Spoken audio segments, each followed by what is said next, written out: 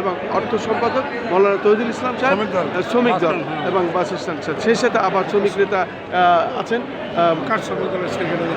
Secretary জনাব ইব্রাহিম আকন্দ, এবং সেই সাথে আমি খন্দকার মাসুদুজ্জামান। আমরা নতুন করে আমরা দোয়া মোনাজাত করছি। শহীদ প্রেসিডেন্ট জিয়া রহমান কবরস্থানে অনেকে আছেন। আমরা শ্রদ্ধা নিবেদন শেষে দোয়া মোনাজাত পরিচালনা করছেন।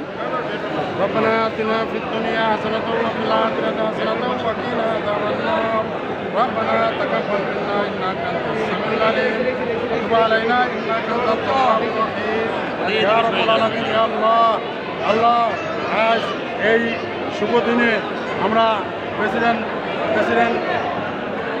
প্রেসিডেন্ট জিয়াউর রহমানের মাজারে এসে আপনার হাত উত্তোলন করেছি।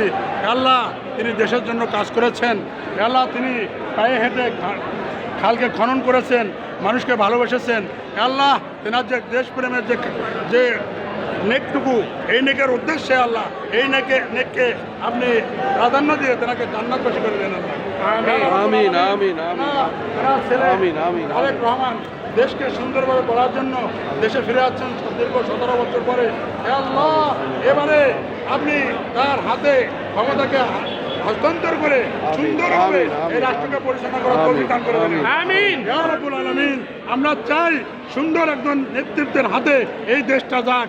আপনাদের দোয়াকে আপনি এই ভর সন্ধ্যার সময়, এই সময় দোয়া কবুলের সময় আমরা আপনাকে যা আকুল আবেদন করে চাচ্ছি, হে আল্লাহ রাষ্ট্রনায়ক তারেক রহমানের হাতে এই বাংলাদেশকে হাতে তুলে দেন। আল্লাহ আল্লাহ আমাদের প্রেসিডেন্ট জিয়াউর রহমানকে আল্লাহ জান্নাতের উঁচা মাকাম দান করে দেন। আমিন ইয়া রাব্বুল আলামিন। আমাদের প্রত্যেককে, আমরা যারা শ্রমিক আছি সারা বাংলাদেশের সমস্ত শ্রমিককে আল্লাহ তারেক রহমানের আদেশে আমরা যেন শ্রমিকরা তাদের রাজপথে থাকতে পারি সেই জমি দান করে দেন।